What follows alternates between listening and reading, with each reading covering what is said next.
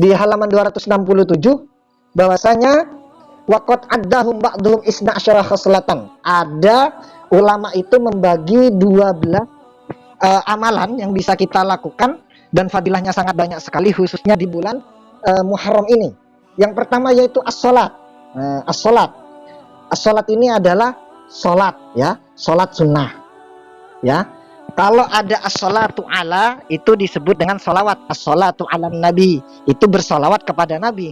Kalau as-salatunya tidak ada alanya, itu disebut dengan salat, ibadah salat. Salat apa saja Ustadz? Ya salat sunnah.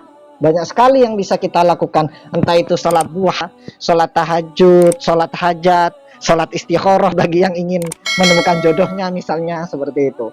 Banyak sekali yang bisa kita lakukan. Kemudian wassaum, dan puasa. Namun saya tidak akan menjelaskan panjang kali lebar mengenai puasa Asyura.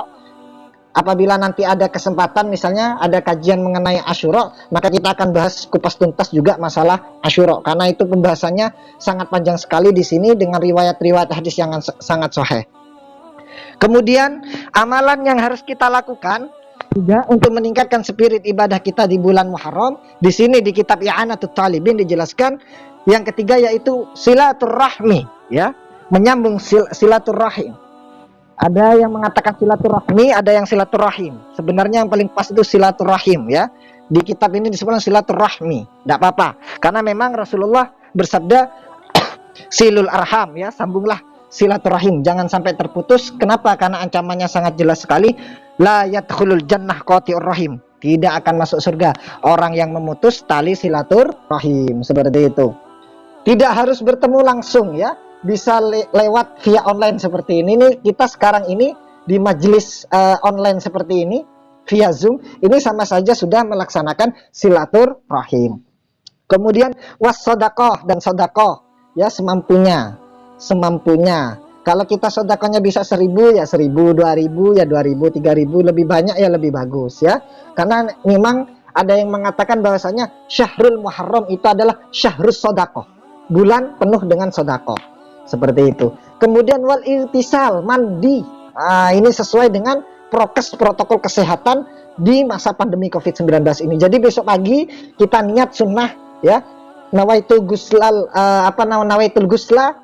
li hurmati syahril muharram misalnya, atau li syahril muharram.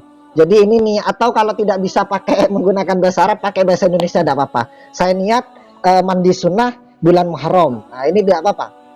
Ini termasuk kesunahan. Besok pagi kita bisa melaksanakan ini, wal irtisal, karena memang harus bersih hidup itu, ya, sesuai dengan protokol kesehatan COVID-19 ini. Kemudian iktihal. Iktihal itu pakai celak, ya. Laki-laki boleh Ustadz, boleh menggunakan celak, ya, tapi jangan terlalu menor, ya, nanti tasyabuh bil mar'ah, nanti menyerupai perempuan. Pakai celak. Saya lihat ini beberapa perempuan sudah pakai celak ini. Ini adalah salah satu kesunahan untuk bisa dilaksanakan di bulan Muharram. Kemudian waziaratu alimin, berkunjung ke orang alim untuk mencari ilmu atau untuk mencari nasihat atau meminta nasihat atau barokah doa, seperti itu. Alim di sini diartikan guru, dosen atau lain sebagainya. Namun sekali lagi saya ingatkan, ziarah atau berkunjung atau silaturahim tidak harus bertatap muka langsung, ya. Kita sekarang ada media yang seperti ini, meskipun ini dalam kutip itu masih kurang bagus karena tidak bertemu dengan langsung, tapi mengingat situasi pandemi COVID yang seperti ini, maka ya ini adalah salah satu yang bisa kita lakukan khususnya di pandemi COVID ini, melakukan silaturahim atau ziarah dengan media via online, seperti itu. Kemudian wa'iyadatu maridin, ya, berkunjung ke orang sakit, seperti itu. Dijelaskan bahwasanya di sini ini ada wakilah, dikatakan bahwasanya orang yang mengunjungi orang yang sakit khususnya di bulan Muharram ini sama saja dia menjenguk orang dari awal Nabi Adam sampai sekarang. Berapa kira-kira itu pahalanya? Sudah tidak terhitung, ya. Tapi ini meskipun ini hadis ini dhaif, ini dalam nakali fadhailil a'mal itu tidak masalah. Memang ciri-cirinya hadis dhaif itu adalah pahalanya itu lebih banyak dari apa yang kita kerjakan, ya. Misalnya seperti pada malam hari ini, julusuka sa'atan fi majlisil ilmi, duduk kita sekarang di majelis ilmu online seperti ini, la tamus sekolaman wala taktubu harfan, dak megang pena dan dak nulis satu pun, khairun, ya, khairun min itskirakobatin. Ada yang mengatakan lebih baik daripada merdekakan 1000 budak. Ada juga yang mengatakan khairun min alfi rakaati sunnatin, lebih baik daripada sholat 1000 rakaat sunnah. Meskipun ini hadisnya dhaif, ini tidak masalah, ya. Kenapa? Karena ini li fadhailil amal, li targhib wa tarhib, agar kita lebih semangat. Maka ini tidak apa-apa menggunakan hadis yang demikian seperti itu, ya. Jadi ini bisa, ya, kita menjenguk orang sakit, ya, memberi motivasi ke mereka agar agar kondisinya lebih sehat lagi. Kemudian wa mashu ra'sil yatim, mengusap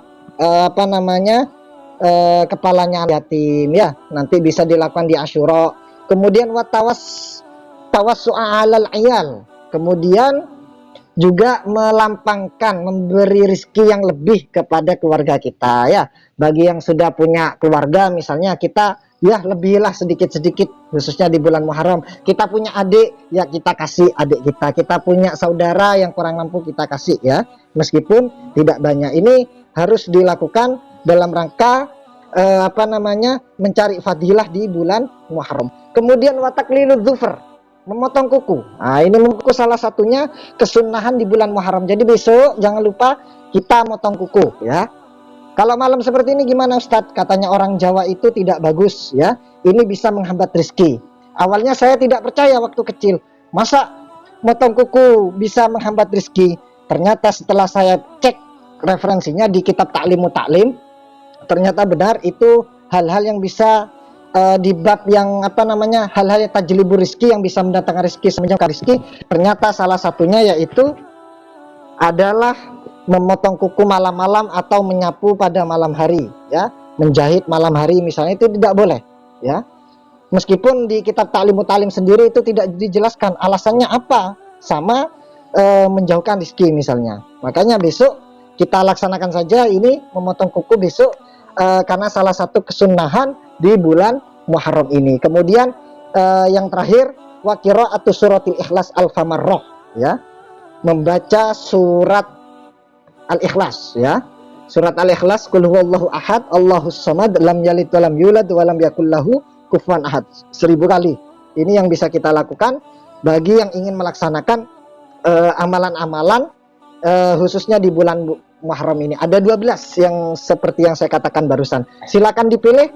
Mari kita tingkatkan spirit ibadah di bulan Muharram ini, dengan harapan mudah-mudahan di bulan Muharram yang masih wabah COVID-19 ini yang masih sangat banyak sekali menyebar, maka sudah pasti insya Allah kalau kita bisa melaksanakan apa yang Rasulullah ajarkan kepada kita, khususnya amalan-amalan yang bisa kita lakukan di bulan Muharram ini, maka kita insya Allah dalam keadaan sehat walafiat. Karena yang terpenting sekarang itu adalah sehat, ya. Tidak penting lah, ya, yang penting sehat. Apalah artinya kaya raya, banyak uang, bergelimang, rumah tingkat dan lain sebagainya, tapi kalau sakit, ya, naudzubillah.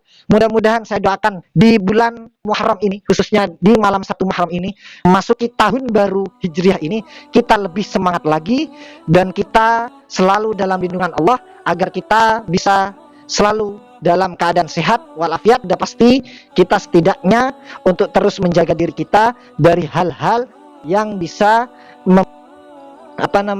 jatuh ke perangkat yang negatif, dan juga kita harus menjauhi hal-hal yang sudah dianjurkan oleh pemerintah agar kita yang namanya virus COVID-19 ini, ya. Mudah-mudahan saya doakan, mudah-mudahan yang hadir pada malam hari ini sukses semuanya, selalu diberi kesehatan, diberi kelancaran, rizkinya juga dipermudah oleh Allah, cita-citanya, hajat-hajatnya dikabulkan oleh Allah Subhanahu wa taala. Mungkin hanya itu yang bisa saya sampaikan mengenai meningkatkan spirit ibadah bulan Muharram pada masa pandemi COVID-19 ini. Ada 12 amalan yang bisa kita lakukan, dan ini sangat mudah sekali, bisa dilakukan mulai besok agar kita bisa lebih meningkatkan spirit ibadah kita di bulan Muharram ini. Sengaja memang tidak membahas panjang mengenai kejadian-kejadian di bulan Muharram atau di 10 Muharram Asyura, karena itu bisa dibahas di kajian-kajian selanjutnya, khususnya nanti di 10 Muharram seperti itu. Bagi nanti yang masih butuh penjelasan lebih, nanti bisa ditanyakan atau langsung saja nanti bisa dicek di channel YouTube kami Majelis Asyarifah. Beberapa sudah saya jelaskan mengenai bulan Muharram ini. Mudah-mudahan bermanfaat meskipun sedikit. Akhirul kalam, wabillahi taufiq wal hidayah wal inayah. Wallahu muwaffiq ila aqwamit thoriq. Wassalamualaikum warahmatullahi wabarakatuh.